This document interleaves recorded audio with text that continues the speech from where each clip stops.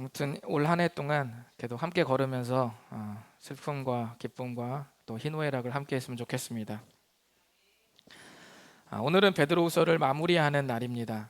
날짜를 보니까 제가 언제 베드로후서를 설교했나 살펴보니까 작년 10월과 11월에 하다가 마지막 설교를 딱 한 편을 놔두고 성탄 시리즈 12월에 하고 또 1월 둘째 주까지 신년 주제 함께 걷기라는 주제의 말씀을 전하고 나니까 굉장히 오랜 동안 2달 가까이 베드로후서 말씀을 전하지 못했습니다. 지금까지 나눈 베드로후서가 잘 기억나지 않으시겠지만 괜찮습니다. 전혀 기억나지 않으셔도 오늘 마지막 베드로후서 말씀을 듣는데 아무런 문제가 없습니다. 딱 하나만 기억하시면 오늘 말씀을 듣는데 전혀 문제가 없습니다. 그것은 베드로후서에서 나오는 베드로와 거짓 선생 간의 싸움입니다. 거짓 선생들은 뭐라고 말했죠? 우리들에게 마지막 심판의 날은 없다라고 말했고, 베드로는 베드로후서를 통해서 마지막 심판의 날은 있다라고 그렇게 말했습니다. 거짓 선생들의 가르침은 확실히 매력적이죠. 왜냐하면 생각해 보세요. 마지막 심판의 날이 없다고 믿을 때 우리는 현실에서 죄를 짓는 것이 더 담대해지고, 마지막 심판이 없다면 우리의 미래는 불확실한 미래가 되기 때문에 불확실한 미래를 바라보는 것보다 오늘만 살 것처럼 살아도 아무런 문제가 되지 않기 때문입니다. 그래서 확실히 매력적이라는 말입니다. 마지막 심판이 있고 없고, 있다고 믿고 안 믿고의 차이가, 이 한 끗의 차이가 이렇게 엄청난 영향을 불러옵니다. 그렇기에 베드로후서에서 바로잡고 싶은 한 가지는 마지막 심판의 날이 있다는 것을 실질적으로 여기며 살라는 것을 꼭 당부하고 싶어 했습니다. 오늘 본문 베드로후서 3장 11절의 일부를 다 같이 읽어보겠습니다. 시작. 이 모든 것이 이렇게 풀어지리니 너희가 어떠한 사람이 되어야 마땅하냐. 어떤 학자는 모든 것이 풀어진다는 말을 건물이 붕괴되는 것에 비유했습니다. 그 누구도 그 무엇도 설 수 없는 완전히 붕괴되는 날이 임할 것이라는 말입니다. 마지막 심판의 날이 있다면 너희들은 어떠한 사람이 되어야 마땅하냐 라고 묻는 겁니다. 이것이 베드로후서의 말씀을 마감하면서 하나님께서 우리에게 던지는 질문입니다. 마지막 심판의 날이 있다면 과연 우리들은 어떠한 사람이 되어야 마땅하냐? 이것이 베드로후서를 마치면서 주님이 저와 여러분에게 던지는 질문입니다. 그리고 남아있는 본문 말씀은 우리들에게 그 대답을 요구하지 않고 친절하게 하나님께서 그 대답을 마지막 남은 본문에서 그대로 실어 놓았습니다. 베드로의 비장함이 묻어나는 마지막 당부를 마음으로 경청할 것을 부탁드리면서 베드로후서 마지막 설교를 시작하겠습니다. 베드로후서가 마지막으로 우리에게 하는 첫 번째 당부는 읽어보시겠습니다. 시작. 주의 날을 바라보면서 주의 날과 어울리는 삶을 살아가라. 첫 번째 당부는 이겁니다. 마지막 당부 첫째는 주의 날을 바라보면서 주의 날과 어울리는 삶을 살아가라. 우리 베드로후서 3장 11절부터 13절까지 조금 길지만 한번 읽어보겠습니다. 시작. 이 모든 것이 이렇게 풀어지리니 너희가 어떠한 사람이 되어야 마땅하냐. 거룩한 행실과 경건함으로 하나님의 날이 임하기를 바라보고 간절히 사모하라. 그날에 하늘이 불에 타서 풀어지고 물질이 뜨거운 불에 녹아지려니와 우리는 그의 약속대로 의가 있는 곳인 새 하늘과 새 땅을 바라보도다. 아멘. 새하늘과 새 땅이 참 좋은 말인데 드라마가 많이 버려놨어요. 새하늘님 이런 드라마가 있다 보니까 어감이 절주치 않은데, 또 신천이신지 뭐 이런 거 있다 보니까 이런 말들이 좀 어색하게 들리는데 굉장히 좋은 말입니다. 하나님께서 우리를 완전히 회복하신 그 세상, 열린 세상을 새 하늘과 새 땅이라고 이렇게 말을 하는 겁니다. 12절을 보면 하나님의 날이 임하기를 바라보라고 이렇게 말씀합니다. 그런데 바라보라는 말이 13절에도 있죠. 2번이나 나오죠. 그리고 제가 읽지 않았지만 14절에도 바라보라는 말이 또 있습니다. 하나님은 의도적으로 우리가 그 날을 바라볼 것을 강조하십니다. 3번이나 반복하시면서 강조하셨습니다. 그러니까 우리가 결코 시선을 빼앗기면 안 되는 겁니다. 남자친구가 해수욕장 가서 다른 자매 비키니 입은 것 시선을 보면서 이렇게 애인하고 같이 걸어가면 기분 좋겠어요? 좋지 않죠. 시선을 빼앗기면 안 되는 겁니다. 그런데 우리가 그 날을 바라보면서 그날과 어울리는 과정을 지나야겠죠. 그렇죠? 바라보고 그 날까지 가야 되는데 그 과정이 우리가 바라보는 그 바라봄과 어울려야 된다는 말이겠죠. 사모님이 집에서 저녁 식사를 준비하는데 제가 기다리면서 가끔 이제 과자를 이렇게 딱 이렇게 집으려고 이렇게 딱 할 때, 그러면 사모님이 그걸 왜 먹어? 이렇게 딱 얘기할 때 제가 움찔해가지고 딱 이렇게 정지가 돼서 가만히 딱 있을 때가 있어요. 밥맛 없으니까 먹지 말고 기다리라는 거죠. 그런 거 괜히 찍적거리지 말고 다 차릴 때까지 기다려라, 그 말입니다. 밥 먹을 때까지 기다리는 동안 과자를 먹는 건 별로 어울리지 않다는 것이죠. 우리가 주님의 날을 기다리면서 어울리지 않는 삶도 있고 어울리는 삶도 있습니다. 우리가 주님은 그날을 바라보면서 그렇다면 어떻게 살기를 바라실까요? 어울리는 삶이 뭘까요? 우리 한번 읽어보겠습니다. 시작. 이 모든 것이 이렇게 풀어지리니 너희가 어떠한 사람이 되어야 마땅하냐? 거룩한 행실과 경건함으로 하나님의 날이 임하기를 바라보고 간절히 사모하라. 아멘. 자, 그 빨간색 글씨를 보시면은 어떠한 사람이 되어야 마땅하냐라고 하면서 어떻게 그날을 바라보면서 살으라고 말했냐면 거룩한 행실과 경건함으로 라고 말했습니다. 이것이 그날을 바라보는 것과 어울리는 삶입니다. 거룩한 행실과 경건한 삶은 한마디로 그날이 없다고 생각하는 사람들이 사는 것과 비교했을 때 뭔가 삶의 방식이 달라야 한다는 말입니다. 똑같을 수가 없죠. 다른 게 있어야 된다라는 그 말입니다. 그것이 거룩한 행실과 경건한 삶이에요. 그날이 없다고 믿는 사람과 있다고 믿는 사람은 명백하게 그 날을 지나는 여정이 다를 수밖에 없죠. 그 다른 점이 우리의 삶에 있어야 된다라는 말입니다. 예를 들어 주말에 나를 위해서만 시간을 쓰는 삶의 방식이 꼭 나쁘다고는 할 수 없습니다. 일주일 동안 금요일까지 열심히 일했으니 주말하고 주일은 좀 나를 위해서 시간을 쓰는 것이 나쁘다고 말할 수 없죠. 그러나 꼭 권장할 만한 삶도 아닙니다. 꽃동네 카페가 너무 장사가 안 돼서 수제청에 들어가는 설탕을 유기농 설탕에서 그냥 백설탕으로 바꿨다고 해봅시다. 그걸 우리가 나쁘다고 할 수는 없습니다. 그러나 그것을 권장할 만한 것이라고 말하기도 또 어렵다는 거예요. 그리스도인이 주일날 하나님의 영광을 위해 예배를 충만하게 드리는 것이 나를 위해서도 유익하다라고 인정한다면 그 삶은 권장할 만합니다. 그 방식은 권장할 만해요. 이것은 여러분 한 예입니다. 이렇게 우리는 시간을 들이고 물질을 쓰고 어떤 일을 해석하는 등 인생을 사는 일련의 모든 기준을 삶의 방식이라고 말하는 거예요. 사람마다 자기만의 라이프 스타일과 삶의 방식이 다 있어요.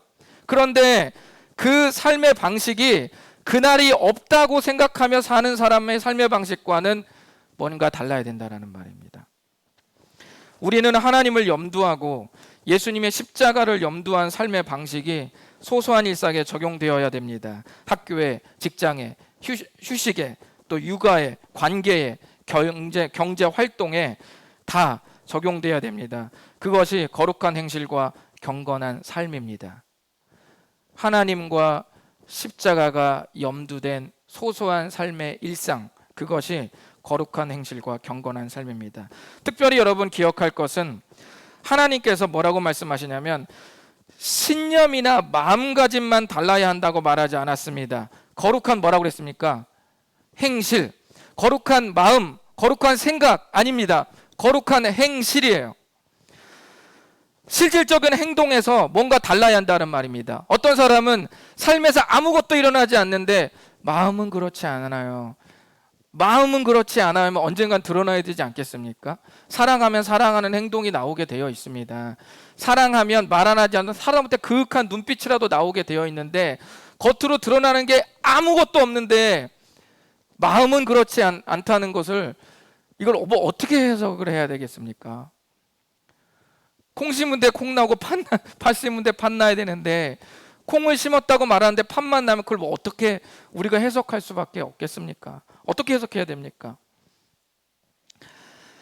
구체적인 행실은 구체적인 생각에서 나오기 마련이므로 행실은 우리 마음속을 스캔하는 엑스레이가 됩니다. 행실과 마음은 사실 하나입니다. 하나님은 이런 삶으로 주의 날을 바라면서 살아가라고 말씀하셨습니다. 자, 그런데 우리가 12절을 좀 눈여겨보시면은 생각해 볼 필요가 있는데 그것이 어떤 말씀이냐면 12절을 보시면 하나님의 날에 임하기를 바라보고 간절히 사모하라고 말했습니다. 그런데 여러분, 간절히 사모하라는 말이 무슨 말이냐면 거룩한 행실과 경건함으로 하나님의 날이 임하기를 바라보고 그날을 앞당기도록 해라, 이 뜻이에요. 그러니까 막 그날을 더 바라볼 뿐만 아니라 더 염원하라, 이런 뜻이 아니라 그날이 임하기를 바라보고 그날을 앞당겨라, 날짜를 땡겨라, 그 뜻입니다. 그러면 그날이 앞당겨진다는 게 무슨 말일까요, 여러분? 아니, 우리가 그러면 열심히 신실한 삶을 살면 하나님께서 더 빨리 오신다는 거예요? 그 무슨 말입니까? 그런 말이 아니겠죠. 이것은 제가 여러분 이전 설교에 하나님의 시간계산법 때 말씀을 드린 적이 있는데, 여러분 제주도 일주일과 직장에서 일주일은 어떻습니까? 시간의 양은 같지만 실상은 다르죠. 제주도 일주일은 빠르고 직장에서 일주일은 느립니다. 우리가 은혜를 받으면 어때요? 그 시간들이 행복하기 때문에 느리지 않고 빨라지는 겁니다. 이해되시죠? 은혜를 받으면 시간이 빨리 지나가요. 은혜를 안 받고 은혜를 못 받으면 시간이 길어집니다. 설교를 들으면서 은혜를 못 받으면 어때요?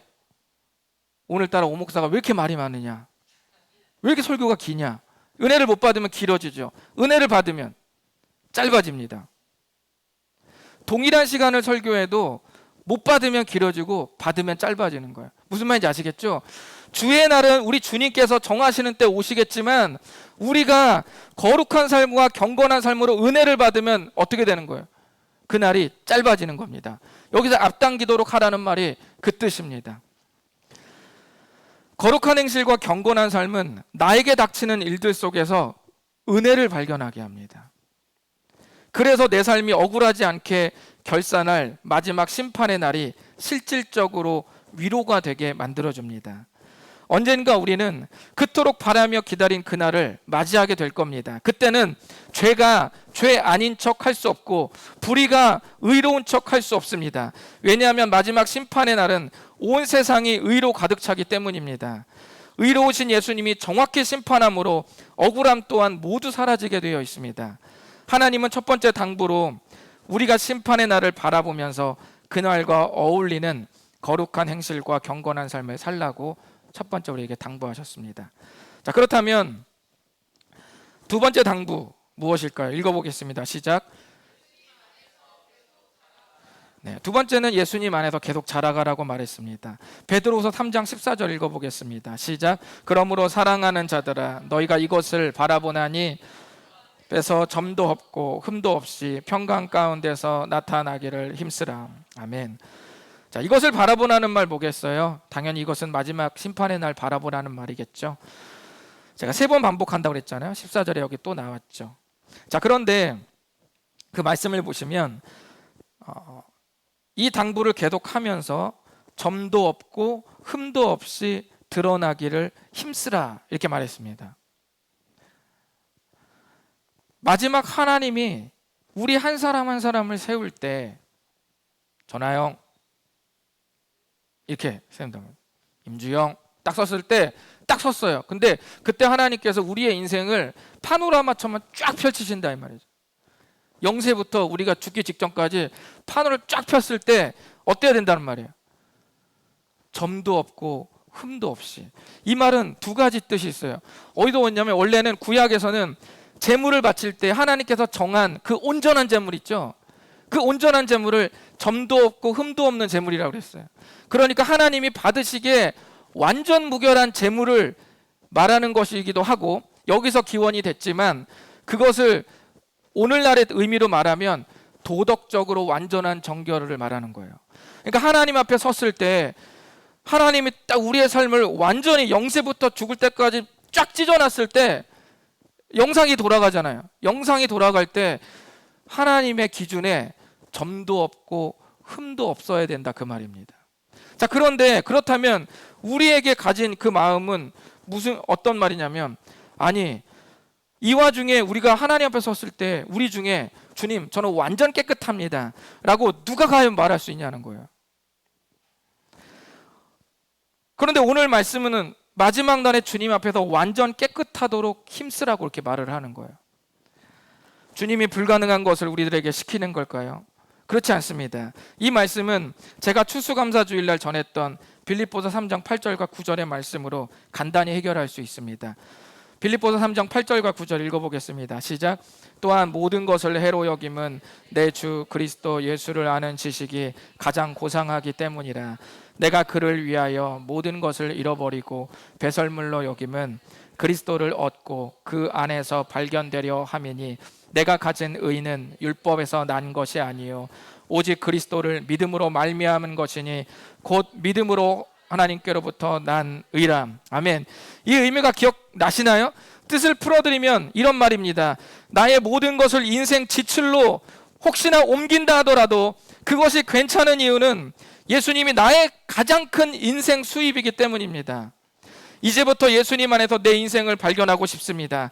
그 이유는 내가 살아가는 이유가 내 노력이 아닌 예수님을 믿음으로 주어진 의가 되기 때문입니다. 예수님 안에서 발견되는 그 삶은 주님이 딱 파노라마처럼 딱 영상을 돌릴 때 거기에 필터링이 하나 들어가는 거예요. 뭐가 들어갑니까? 예수님 안에서 발견되어진 내 삶으로 그게 돌아가게 되는 거예요. 그러면 나의 모든 점과 흠이 무엇으로 지워집니까? 그리스도의 피로 지워지는 거예요. 그래서 사도 바울은 이 비밀을 알고 있었기 때문에 내가 마지막 날 주님 앞에 섰을 때 그냥 내 삶이 드러나는 게 아니라 그 안에서 발견되어지기를 원합니다 라고 그렇게 기도한 것입니다. 바로 그 죄를 위해 예수님이 십자가에 죽으셨고 부활하셨기 때문에 그 안에서 발견된 채로 하나님 앞에 서면 믿음으로 말미암은 그 의가 우리를 점도 없고 흠도 없는 상태로 여겨지도록 만든다는 것입니다. 베드로후서의 마지막 당부는 이렇게 발견되어지는 삶으로 계속 살아가라고 당부합니다. 베드로는 계속 말하기를 내가 이렇게 너희들에게 당부한 이 내용은 사실은 너희들에게 편지를 썼던 사도 바울도 나랑 똑같이 말했던 적이 있다 라고 그렇게 말을 합니다. 자, 그러나 거짓 선생들은 성경의 말씀을 교묘하게 풀어서 자신에게 유리하도록 해석하고 가르쳤다는 거예요. 베드로 자기 자신과 사도 바울은 너희들에게 편지 쓸 때 한결같이 그렇게 말했는데 거짓 선생들은 다르게 말했다는 거예요.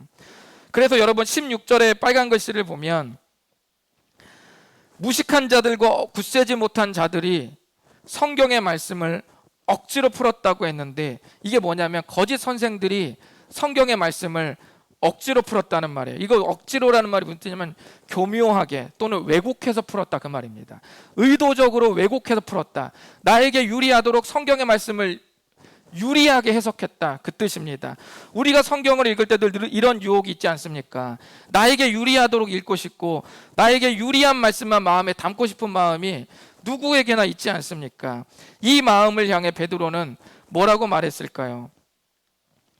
베드로서 3장 17절에 뭐라고 말했냐면 그 빨간색 글씨 좀 앞쪽으로 보시면 그러므로 사랑하는 자들아 너희가 이것을 미리 알았은즉 무법한 자들의 미혹이다 이렇게 말했습니다. 너에게 유리한 대로 성경을 읽고 싶은 그 마음이 무법한 자들의 미혹에 해당한다고 말씀합니다. 그리고 이렇게 믿으면 굳센 데서 떨어질 수 있다고 경고합니다. 그러면서 이 모든 혼란한 세상에서 우리가 살아가야 할 삶을 한마디로 딱 말씀합니다. 그것이 바로 베드로후서의 가장 마지막 구절입니다. 우리 한번 읽어보겠습니다. 시작. 오직 우리 주 곧 구주 예수 그리스도의 은혜와 그를 아는 지식에서 자라가라. 영광이 이제와 영원한 날까지 그에게 있을지어다. 아멘.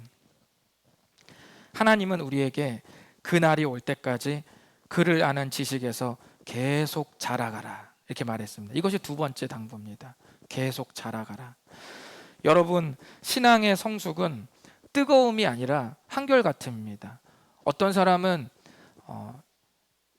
이렇게 올라갔다 내려갔다가 아주 잘 되는 분이 있어요. 어쩔 때는 불같이 비상했다가 어쩔 때는 한없이 나락으로 떨어져서 한동안 잠수 타다가 어쩔 때는 뜨거워서 한없이 올라가다가 또 막 열정적으로 하다가 지쳐서 한없이 잠수 타다가 이러는 어떤 굴곡진 신앙의 그래프를 그려내는 분들이 있는데 이게 꼭 뭐 잘못됐다 이렇게 말하긴 그렇지만 아직 우리가 성경을 더 깊이 알게 되면은 우리가 성숙해지는데 신앙의 성숙은 뜨거움이 아니라 한결같음이라는 말입니다. 우리의 목표는 단순한 신앙이 뜨거워지는 것이 아니라 한결같아지는 것입니다. 한결같음에서 안정감이 느껴지는 겁니다.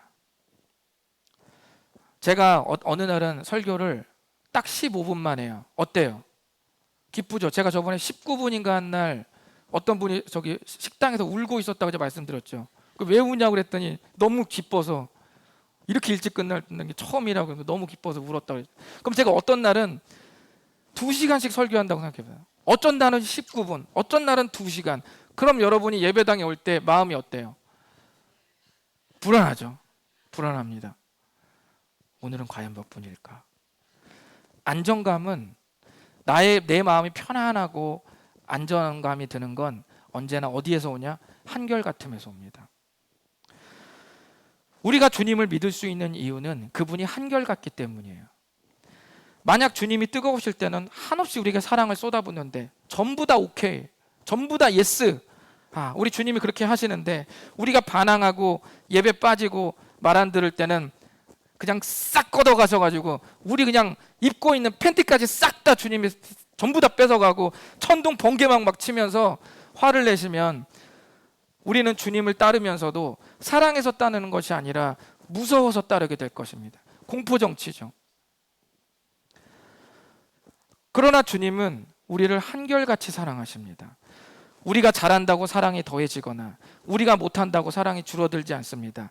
우리의 삶의 컨디션과 관계없이 주님은 언제나 한결같이 사랑하십니다. 굴곡과 편차가 없는 데서 안정감이 오는 겁니다. 우리가 주님과 닮아진다는 것은 그 주님의 한결같음이 우리 안에서 배어나온다는 말입니다. 그렇기 위해서 뭐 하라고 했습니까? 그를 아는 지식에서 자라가라 이렇게 말했습니다. 그를 아는 지식에서 자라가라. 예수님을 아는 지식이 하나님을 아는 것입니다. 예수님을 배제한 신구약 성경은 주인공이 갑작스럽게 빠진 영화와 똑같은 거예요. 그분을 삶에 깊이 경험해야 됩니다. 예수님을 깊이 경험하는 방법은 뭐 여러 가지가 있겠지만 우리 교회에 맞게 말하자면 크게 4가지가 있습니다. 첫 번째는 주일 예배 설교 말씀을 경청하기. 어떤 분은 컨디션이 안 좋으면 졸릴 수 있잖아요. 또 그리고 제가 또 그날 말씀을 좀 잘 못 전했을 수도 있잖아요. 그러면 어떻게 해야 됩니까? 그날 말씀을 들었는데 잘 이해가 안 가요. 그리고 뭔가 머리로 들어오지 않았어요. 그러면 드린 걸로, 오늘 이 시간을 지나간 걸로 퉁치면 안 되는 거예요. 다시 주중에 플레이 버튼을 누르시고 다시 들어보는 거예요. 왜냐하면 우리 공동체, 교회 공동체 전체의 영성을 위해서도 좋습니다. 그리고 하나 되기 위해서라도 아주 좋고, 하나님께서 여러분 각자에게도 말씀하시지만 특별히 교회의 대표로 세워진 목자에게 하나님께서 말씀하시는 것이 있기 때문에 그것을 여러분이 공유하는 것이 저와 여러분의 영적 건강에 아주 중요한 핵심이 될 수 있습니다. 그래서 첫 번째는 주일 예배 설교 말씀을 경청하는 겁니다. 그리고 두 번째는 소그룹의 나눔에서 다른 사람에게 역사하신 하나님의 은혜를 듣는 겁니다. 경험은 한정돼 있죠. 나에게 역사하신 주님은 대단하시고 위대하신 주님이지만 나에게 역사하신 주님은 내 개인적인 삶에서만 나에게 맞춰진 그 주님이 역사하시는 그 주님이죠. 그렇지만 간접적으로 다른 사람에게 역사하신 주님의 이야기를 들으면 주님이 더 광대해집니다. 주님의 스케일이 더 크게 느껴져요. 더 위대하신 주님으로 느껴집니다. 그래서 다른 사람에게 역사하신 하나님의 은혜를 듣는 게 중요합니다. 세 번째는 건강한 방법으로 성경을 묵상하는 겁니다. 나에게 유리한 대로 내가 원하는 글귀만 딱딱 집어서 읽어내는 게 아니라 성경에서 있는 그 이야기를 전부 다 읽는 거예요. 그 단락이 있으면 그 단락 전체를 다 읽는 겁니다. 주리라, 받으리라, 넘치도록 부으리라, 채우리라, 여기에 서술어에만 눈이 가지 않고 때로는 피 흘리기까지 싸우라라는 말씀에도 내가 받아야 되는 거예요, 말씀을. 그런데 그런 데는 내가 너무 힘드니까 그런 데는 그냥 지나가요. 어쩔 때는 지우개로 지우거나 어쩔 때는 순식간에 점프해서 다른 데로 어디로 넘어갑니까? 평안을 너에게 주노니. 이렇게 또 그때 또 와닿는 거예요. 그러니까 건강한 방법으로 성경을 묵상하는 첫 번째는 성경을 다 받아들이려고 내가 수용할 수 있게 연습하는 겁니다. 한 번에 안 되니까 연습하는 거예요. 그렇게 건강한 방법으로 성경을 묵상하는 겁니다. 네 번째는 본교의 기초 성경 공부에 들어오는 겁니다. 이거 아주 중요합니다. 여러분, 지금 코로나로 인하여 이렇게 많은 분들 중에 우리 기초 성경 공부 정규 과정을 통과한 분이 2분밖에 없습니다. 이 안타까운 현실. 그리고 아마 1월을 마치면 이제 4명이 될 겁니다. 근데 궁극적으로 이 본교의 기초 성경 공부 과정에 전부 다 들어오셔서 여러분이 저를 신뢰하신다면 제가 가지고 있는 건강한 신앙의 기초를 함께 공유하는 것이 중요할 수 있습니다. 그렇게 우리는 하나가 되고 그렇게 우리는 녹아지고 그렇게 저와 여러분은 사랑의 관계가 되고 뭐 이렇게 되는 겁니다. 그래서 이 4가지 방법을 통해서 여러분이 예수님을 깊이 아는 경험을 하면 아주 좋습니다. 예수님을 아는 지식은 수능시험 공부하듯 머릿속에 넣는 것을 의미하지 않습니다. 그를 아는 지식에서 자라가려고 하니까 지식? 난 지식 잘 못 쌓는데, 나 공부 잘 못하는데, 그런 얘기 아닙니다. 예수님을 깊이 아는 지식은 관계, 사람, 사건이 십자가를 통과해서 경험되고 성경의 말씀이 진리임을 확인하는 데서 습득되는 그런 지식들입니다. 그래서 이거는 보여드려도 되고 안 보여드려도 되지만 그냥 보여드리는 것은 베드로후서가 그를 아는 지식을 얼마나 중요시 여기는지를 오늘이 마지막 설교니까 제가 보여드리려고 지금 보여드리는 것인데, 베드로후서 1장 2절을 보면 제일 처음 시작할 때 하나님과 우리 주 예수를 알므로 이렇게 말했죠. 그리고 마지막 18절에 예수 그리스도의 은혜와 그를 아는 지식에서 자라가라 라는 말로 마무리를 합니다. 베드로후서의 편지는 예수님을 아는 것으로 시작해서 예수님을 아는 것으로 끝마칩니다. 예수님을 알고 있는 우리가 마지막 시대를 살아갈 때 예수님을 아는 그 마음이 떨어지죠. 지식이 고갈된다 이 말입니다. 또는 상처를 받아요. 그러니까 마지막은 뭐라고 말합니까? 계속 자라가라. 예수님을 알고 있는 그 상태를 계속 끝까지 유지하면서 주님을 맞이하라는 것입니다. 예수님을 아는 지식에서 계속 자라가는 것이 베드로후서가 우리에게 당부하는 2번째 마지막 말씀입니다. 건강했던 이주일 씨는 흡연으로 인해서 2002년 폐암 말기 선고를 받고 자신과 같은 사람들이 생기지 않기를 바라는 마음으로 금연 광고에 출연해서 다음과 같이 말했습니다. 담배 맛있습니까? 그거 독약입니다. 저도 하루 2갑씩 피웠습니다. 이젠 정말 후회됩니다. 1년 전에만 끊었어도 이렇게 금연 광고에 나왔습니다. 그리고 그 해 8월 27일에 숨을 거두면서 온 국민을 가슴 아프게 했습니다. 광고를 찍을 때 이미 시한부였거든요. 그로부터 15년이 지나서 또 한 명이 이주일 씨와 같은 금연 광고에 동참을 하게 됐습니다. 이분은 금연 광고에 출연하기 3년 전 2014년에 COPD, 즉 만성 폐쇄성 폐질환이라는 판정을 받았습니다. 이게 얼마나 힘든 병이냐면, 이런 분은 조금만 몸을 움직여도 어느 정도의 호흡이냐면, 여러분 그 아메리카노 뜨거운 거 저을 때 그 빨대 있죠. 코를 막고 그 빨대로 숨을 쉬는 것과 같은 답답함이라고 의사가 설명했습니다. 그러니까 얼마나 힘들겠어요. 50m를 채 걷지 못하는 상태인 것입니다.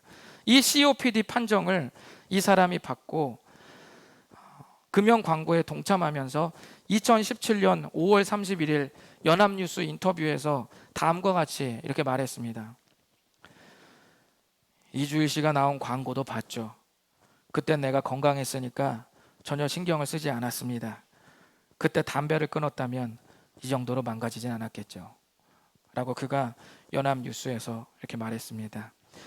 죽기 전 이주일 씨가 그 누구도 후회할 삶을 살지 않기를 바라면서 그 광고를 찍고 그렇게 당부했지만, 그 당부를 무시한 또 한 사람이 또 망가진 몸으로 그 광고를 찍으며 누군가 후회할 삶을 살지 않기를 또 바라고 있습니다. 이분의 후회는 우리에게 어떤 교훈을 남겨줄까요? 저는 지금 담배에 대해서 말씀드리는 것이 아닙니다. 현재 우리의 삶의 자리가 어떠한지를 여쭙는 것입니다. 모든 그리스도인은 마지막 심판의 날이 있다는 말씀을 부인하지 않습니다. 그러나 실상은 그 말씀을 믿고 있는 내 안에 그 찬란한 소망과 괴리된 삶의 자리가 있다는 말입니다. 누구나 있습니다. 분노에 휩싸인 삶, 예수님의 핏값이 똥값이 돼버린 자존감이 바닥을 치는 삶, 우울과 무기력에 압도된 삶, 아닌 걸 알면서 고가의 물건을 구매해버리는 쇼핑 중독, 해결책이 아닌 것을 알면서 현실을 도피하기 위해서 도망쳐버린 나만의 수많은 동굴들, 니코틴 가득한 뿌연 안개처럼 소망의 미래를 뿌옇게 만드는 삶의 자리들을 그대로 방치하면 우리는 언젠가 바로 이 사람처럼 말하게 될 것입니다. 베드로후서에서 기록된 말씀도 봤죠. 그땐 내가 그 말씀을 의식하지 않았습니다. 그땐 베드로후서 말씀에 괴리를 느끼는 삶을 끊었다면 이 정도로 망가지진 않았겠죠. 사랑하는 다사교 가족들, 그리고 이 설교를 유튜브로 시청할 모든 분들에게 당부합니다. 인생은 한 번뿐입니다. 그리고 신앙을 가지고 살 기회도 단 한 번뿐입니다. 성경은 마지막 날을 끝이라고 말씀하시지 않았습니다. 마지막 심판 후에는 하나님의 의가 다스리는 회복된 세상이 있다고 분명하게 말씀하셨습니다. 그래서 우리 인생의 일몰은 끝이 아닙니다. 우리 인생의 태양이 저물어 갈 때 그것이 끝이 아니라 하나님의 의로 인해서 새롭게 나의 인생이 떠오르는 일출이 기다리고 있습니다. 그렇다면 우리가 믿음을 가지고 살 이유는 충분하지 않겠습니까? 베드로 후서는 우리에게 피를 토하듯 마지막으로 호소합니다. 오직 우리 주 곧 구주 예수 그리스도의 은혜를 아는 지식에서 자라가라. 영광이 이제와 영원한 날까지 그에게 있을지어다. 아멘. 기도하겠습니다. 이 시간에 눈을 감으시고 주님 앞에 좀 작정했으면 좋겠습니다. 예수님이 언젠가 모든 것을 회복하실 그 심판의 주가 되셔서 오신다는 것을 우리가 알고 있죠. 모르지 않습니다. 그리고 그것을 부인하고 있는 사람도 거의 없습니다. 그런데 중요한 것은 내가 알고 있는 그것이 나에게 위로가 되는가? 내가 알고 있는 그것이 내 분노를 제어하는가? 불의한 세상을 견디게 하는가? 엉망진창이 되어버린 세상을 하나님께서 그날에 다시 의롭게 회복시킬 것, 공정하게 모든 것을 세상을 돌려서 회복시킬 새하늘과 새 땅이 있다고 지금 말씀하시는 이 베드로후서의 말씀이 나에게 정서적으로도 안정감을 주는가? 그것을 생각해 본다면 우리는 아직이라고 말할 수밖에 없습니다. 이 시간 기도하면서 주님, 이 주일에 간절한 당부, 자신의 시한부 판정을 받으면서도 광고에 나와서 자신의 몸을 불사하면서 그렇게 되지 않기를 바라는 그 당부를 그렇게 했지만 또 15년이 지나 그 당부를 무시한 그 누군가가 또 그 심각한 상황에서 다시 한번 누군가에게 또 그 당부를 하는 그 모습들을 바라보면서 역사가 증명하고 하나님의 말씀이 구약부터 신약까지 어김없이 1.1획도 떨어지지 않냐고 다 지켜졌는데 이 말씀이 주님 저에게 큰 위로가 되었으면 좋겠습니다. 내 삶을 실질적으로 붙드는 말씀이 되었으면 좋겠습니다. 주님 도와주십시오. 주님 도와주십시오. 책상에서 끄적인 마지막 날은 있다라는 단순한 검은 글귀가 되지 아니하고 살아있는 말씀이 돼서 내 정서와 내 오감과 내 인생의 목표를 아우르는 인생의 방식으로까지 적용되기를 원합니다. 주님 도와주십시오. 우리 다 같이 기도하면서 주 앞에 나가시겠습니다.